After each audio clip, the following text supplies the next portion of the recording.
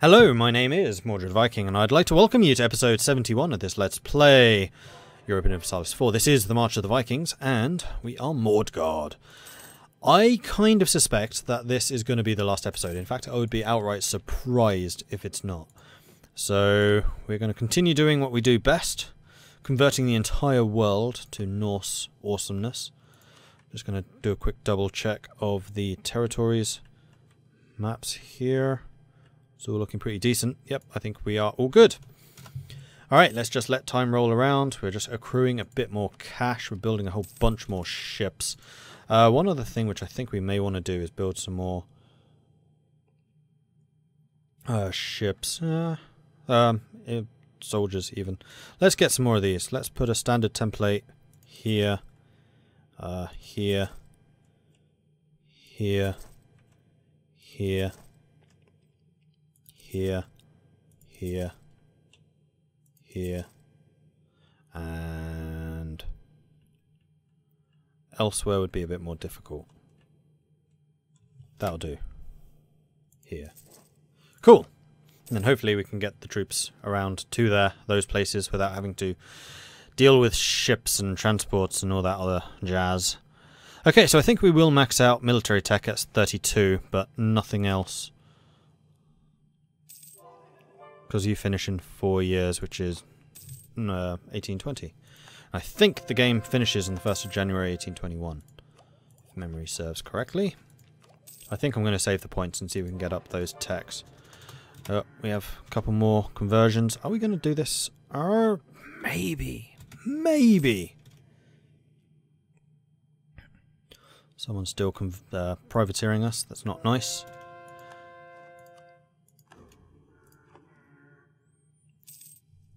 Alright, we're building a whole bunch more troops. Ships are coming in. Another fleet that's available. I'm going to send you to Indus as well. I think I'm just going to flood Indus with ships. And see if we can grab control of that node. 73%. You know what? I think one more group will make me comfortable. Need to wait a little bit longer. Debate in Parliament. Start a new debate. Development cost, no. Advisor cost, no. Trade efficiency, could be, could be. Don't really need any of these. Gives us corruption by not having one though. So I'm going to say we're going to go with advisor costs because... No, trade efficiency because why not? We have 10 years to win this and I'm just not going to bother. Because I don't want to spend the stuff to get it. Come on. Pink. Holland didn't survive, did they? No. Navarre's company destroyed them. I can't believe the Batids took out Volga, Bulgaria. I thought they were actually going to do something interesting in the next game. Well, I guess they're still colonizing a bit. But will it be enough? I don't think so. Finland. Has Finland expanded? I feel like Finland's expanded. I think they have. I think Norway and Finland have been fighting and Finland got the upper hand.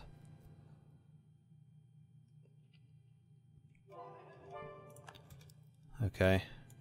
Still getting the culture convert. Oh no, there's one. 140 months. Yeah, not a chance.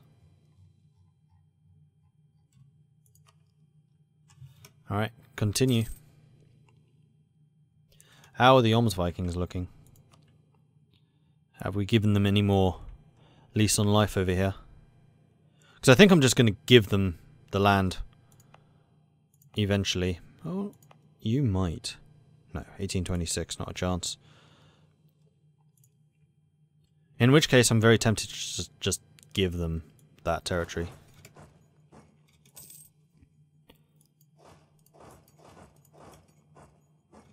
And I would like to build a fort here.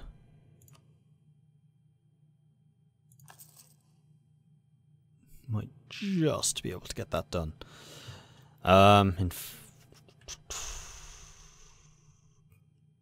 Yeah. Just. If we're going to build anything, it has to be now. So if we have any forts that we want upgraded. It's got to be done now. And Chundari, I think we wanted one. Did we not?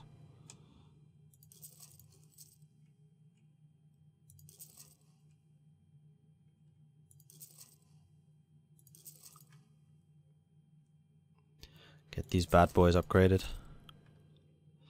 Brunei is pretty well fortified. Anyone else?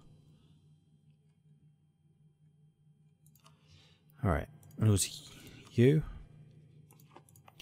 So we need to raise a little bit. We'll do Diplo. We haven't seemed to use too much of it. To get up to 30. Okay. Level 8.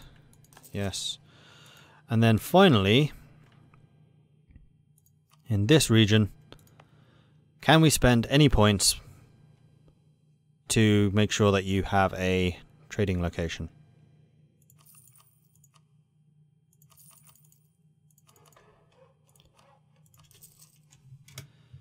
We're just going to move up this line because I'm pretty sure that these buildings will be a little bit cheaper. Man, you need to be a 40. Screw that. You need 5, which isn't exactly helpful.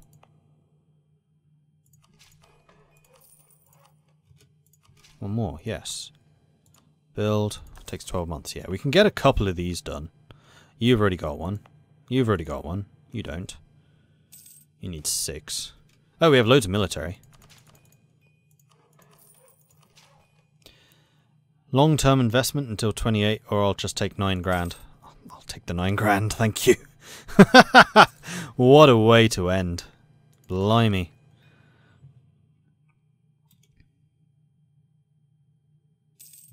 Alright, 1818. We're getting close. We're getting very, very close. Some more cultures are being flipped. We're on 9.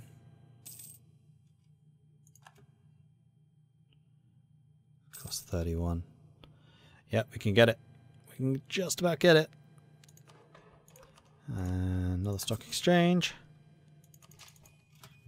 Need another 3 points here. Are there still culture places that need to be done? Because if there are, then tough. What about conversions? Oh, I'm not sure. Is there a policy that increases missionary strength? Because we're not using many policies. There is. Do that and we might get it. Whoops. Any more? Goods produced modifier would be huge. That could add a lot of money, especially from the trade. And then trade efficiency, 10%, trade efficiency and production efficiency. I think we're going to go with that one. Okay. So our income, 241. End of the month, I think that will recalculate. 322. Yeah, that made a bit of a difference. And we're at 76% here. Do it. It's one extra jump. Hold on. 322. 212. Just about loses, but we still have a whole bunch of ships that are not assigned, which we can send to Indus.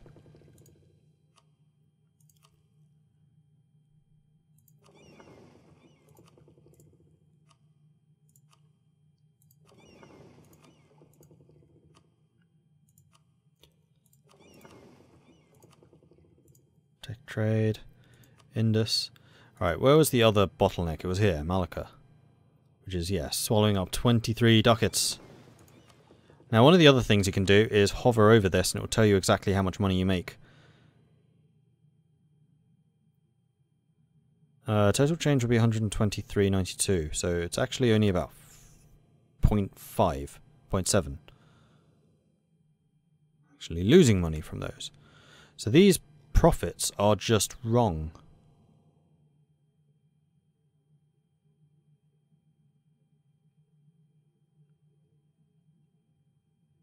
This fleet will add 124.8 trade power to Indus. Will increase our trade value from 157 to 331. No, it won't. Unless things just haven't been calculated yet. You know what, I'll wait until they have been calculated. She has announced me as a rival.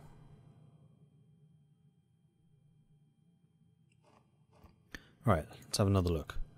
Protect trade. Yeah, those numbers are just wrong.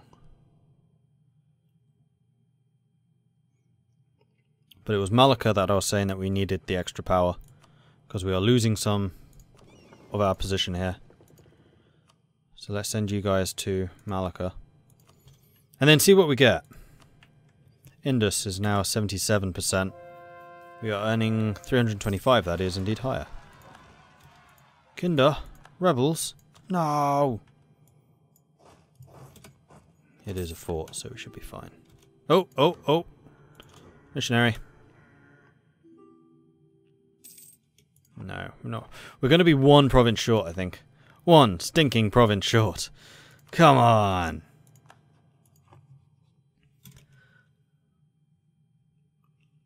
There we are. Victory is ours. Huzzah! No, wait, was I? Splitting? I was splitting you. My bad. What I meant to do was V. Like so. Culture, culture. Oh no. There's one or two that still need culture.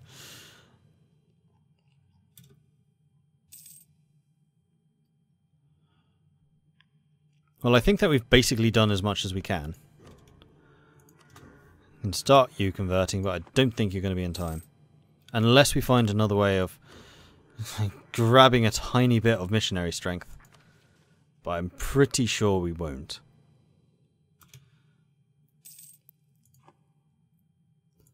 $322 ducats a month, even though we're at full army maintenance, full rooting out corruption. Make 323 from production, 396 from trade. Like, tax has fallen back a bit. Gold and tariffs, not a huge amount. But I would say it's looking pretty decent.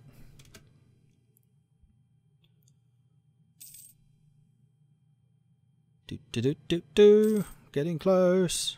Getting very close. Trondgorm will give me prestige, because that's going to transfer very nicely. Now, hopefully, I'm not wrong. No. So we do have the extra year. A shared interest. 80% chance of gaining Diplo, or 20% chance of gaining 1 Diplo power for Mordred IX. It is no secret that both Emperor Mordred IX and Empress Consort Glod have a way with words, and thus with people. They can both make a stranger feel perfectly at ease in their presence, and somehow always manage to be the one making the closing argument in a discussion. Although perhaps not entirely equal in charm and using different personal strengths, they've grown to enjoy attending social events together, often seen smiling smugly at one another from a distance. What is certain is that the Empire is better off since their union. No, he didn't get it. Just a couple more monarch points, but that's fine. And buildings take a year to build, so we no longer have time to do that. So instead, I'm just going to go to development, cost, do not include subjects. And we're just going to go up here and just spend development.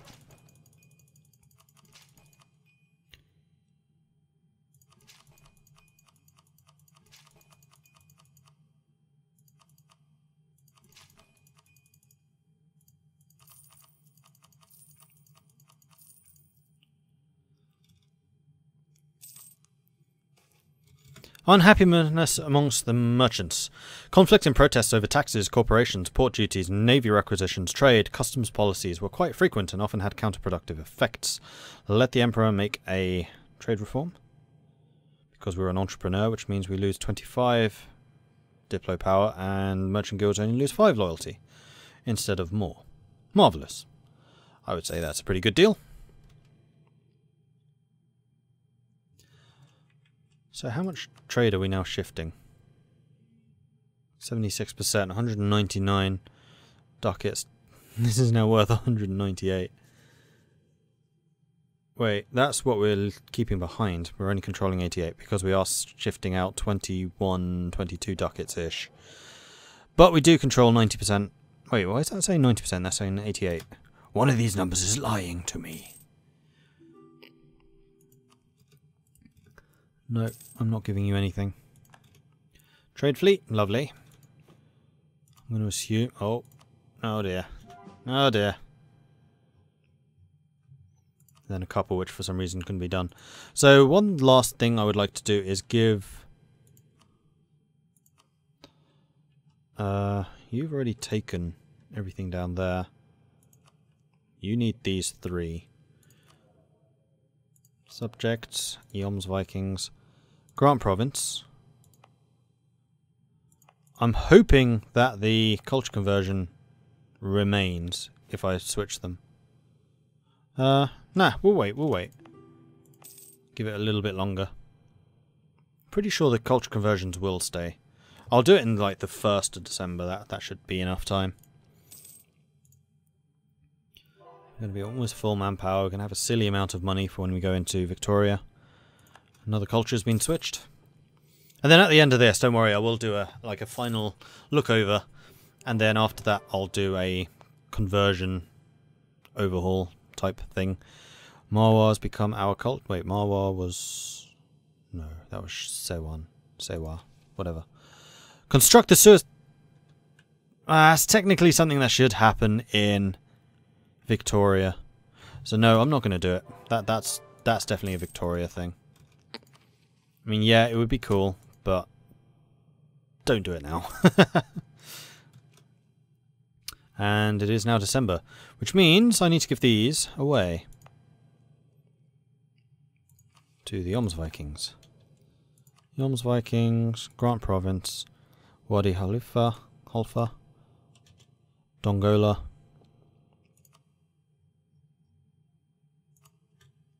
Bayuda,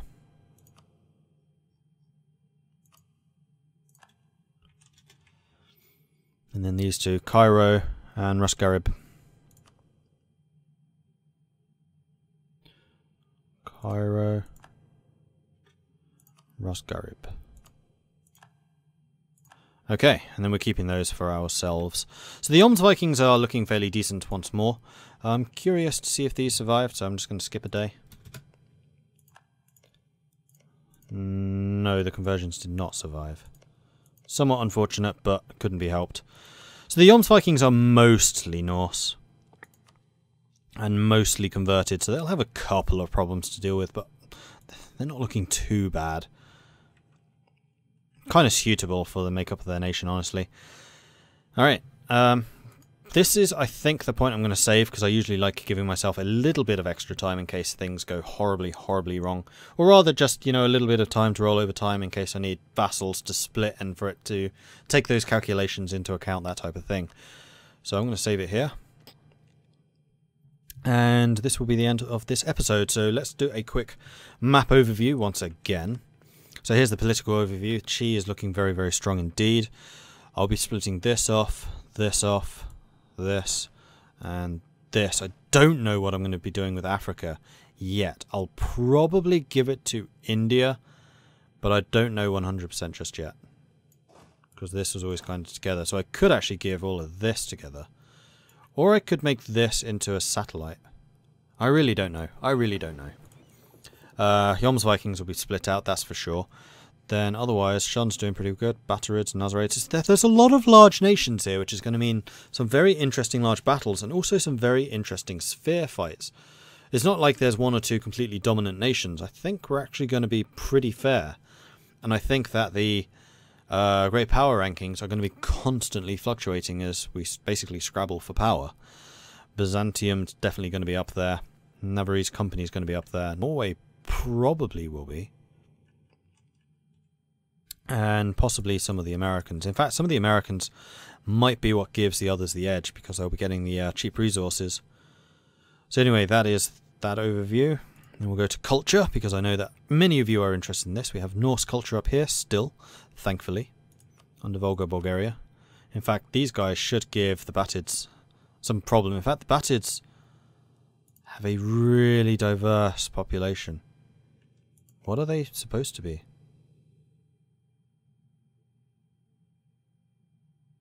I don't know. Where's their capital? Oh, and they're at war. Have fun with that in Victoria. That is one thing I'm pretty sure you don't want, is to be at war, because that will carry over. And I don't know how exactly it converts armies and things. I have a feeling it just kind of sticks them in one big... No, it does. It does convert them. I don't know how, but it does. Like, it does a lot of magic, this converter. It's pretty good. Anyway. Batid's culture. What is it? Punjabi? Yes, Punjab. So, considering how little of it is Punjab versus the whole of the Batids, they're going to have some serious problems, but also that's going to be quite interesting. Finland, Norway, Lithuania. Lithuania is is entirely occupied by Poland. Okay. That's definitely going to lead to some interesting stuff, because I don't know how the war scores are going to be calculated there either. Mauritania, Portugal, Germany. I want to click away. There we go. Greek's going to be very strong. Norse is going to be very strong. The Norse has definitely got a very, very good showing. I wonder if there's a tally for like the total number of provinces, because I reckon it's going to be between Norse and Greek. Probably Norse will win it. See if we can find that.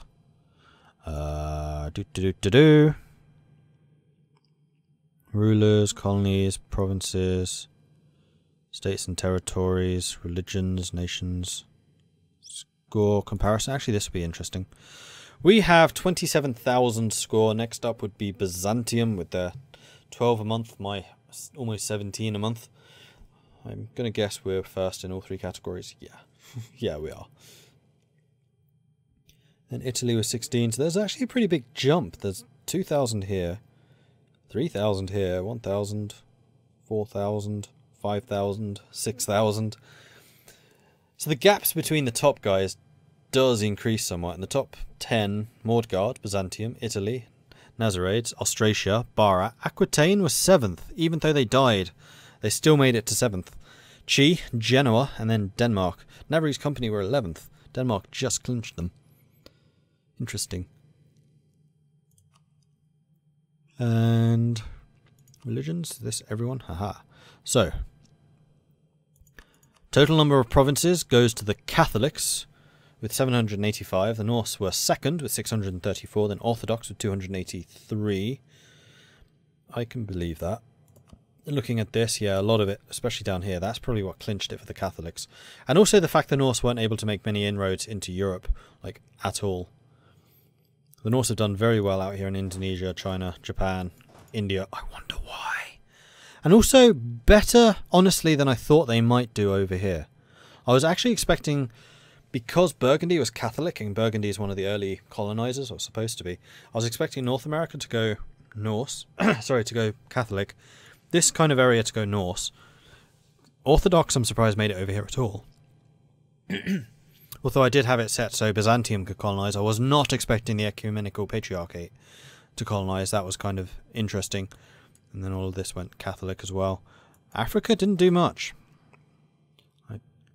Most of this is going to get wiped for Victoria too, because I'd still want to have the scramble for Africa. So the edges might still remain, but the interiors won't. Otherwise, there is all of that. Okay, cool. Trying to think what other map modes we may want. Let's actually go through this and have a look. Culture, we've seen. Religion, we've seen. Government types.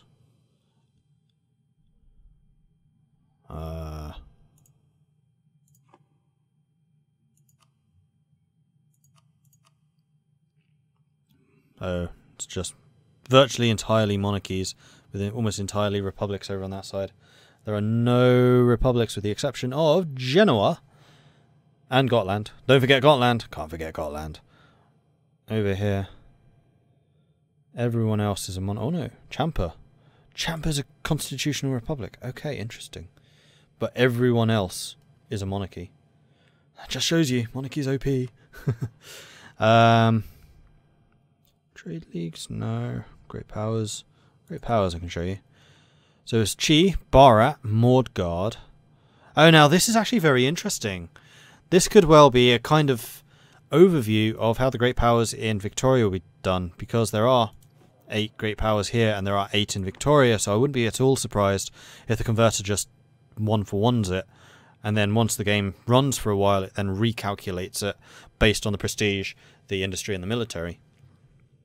But this is probably a fairly close overview of what it will actually look like. So the Chi, Mordred, although Mordred will be split up. So we may see different parts of Mordred being great powers and maybe bumping some of these off to make space for them. Nazarides, Byzantium, Poland, Australasia. Neveri's company are 8th. Yeah, okay, they are there. Italy, Germany, Australasia. Oh, Oregon is a Chi colony. Okay, cool. Economic map modes. Basically seen that already. I'm going to assume that Aden is the most valuable at 202. Genoa's 99. That's surprisingly high. 43 in Bordeaux, 33 in the English Channel. No, sorry, 65 in the English Channel. So Genoa's done pretty well. It's actually Sicily that's getting the most out of that. That's surprising too. What's shifting the most cash into Genoa? Or is it literally just Genoa worth a lot? They're getting a fair amount from here. They're getting a fair amount from here. Yeah, it's coming from the east for some reason. It's like the leaking bits from my empire is making their way over into Genoa eventually. Which honestly I'm not that surprised by. Okay, development map mode. There's a couple of hotspots. I'm going to assume that this is, yeah, this is all pretty light. A couple of greens up there. 44 development, Lower Doab. 37, 40, 41, 38, 38. 41, 37, 35, 36. So Chi has got a couple of valuable ones. Over here, 42, 36. It looks like Lower Doab with 44 is the most. 43 in Rasca. 43 in Milan. Yeah, I think it is. Oh, what's that? Baghdad. 42. Constantinople, 49. Wow. Okay, Constantinople wins then. Oh, I thought we were doing well with Lower Doab there. Although that's not actually ours, that's Kassala. Kassala's basically just been dumping points into that. How did Surat do in the end? Only 31. Yeah, we spread our development rather than sticking it in one or two locations. I mean, we did build up a couple, but not very many. Manpower. I would say India's winning the manpower challenge, although there's a couple of high manpower ones up there in Sweden. And also in Turkey and Greece. Autonomy, that's just going to be us. Colonials, irrelevant. Trade goods is kind of irrelevant. Institutions, everyone should have it. Oh no, Funge doesn't. Oh no, that's not colonized. Oh no. Bagrland did not get printing press or the Enlightenment. I think they're probably the only ones. Nope. Mexico did not get manufactories either. Ha! Interesting. Trade value. Oh, that is all about India. Look at that value there. Why is that? 12, 21, 20, 14. Oh, it's because of my manufactories. Of course it is. I built a lot of manufactories, which is why, again, China got quite a lot. A couple in Saudi Arabia, or in Arabia. And there's a couple sprinkled around. But mostly it's India. That's going to hold us in very good stead going forwards. And then geographical. Don't think there's anything we need to show off there. Well, in that case, I'm going to say that that is the end of this. The next episode will likely be where I show off how everything has been chopped up. Don't know exactly when that's going to be. Probably give it a week or so again, like last time. No exact promises exactly on that, though. In the meantime, though, I am going to say thank you very much for watching. If you have enjoyed this series, then please do hit that like button. If you haven't done so already, then do consider subscribing. And also, if you're able to, I really would appreciate any support you can give me on Patreon. YouTube doesn't pay out as much as it used to, and honestly, I need to find alternative revenue streams. And if you're enjoying this stuff, then Patreon would be a great way to do it. You get some really cool rewards on that as well. And if you want to see like anything else from me, then just hit me up. There's several channels you can do that. Twitter at Mordred Viking. On Patreon, there's a in-message thing. Discord, there's a link to that in the description below. Discord's another really good thing that we have going actually is a great community growing up there. There's like 50 odd people now in that Discord community. So if you're looking for like-minded people who enjoy computer games, particularly of the strategy ilk, that's a great way to find them. And also if you want to like do some multiplayer, you can usually find players there too.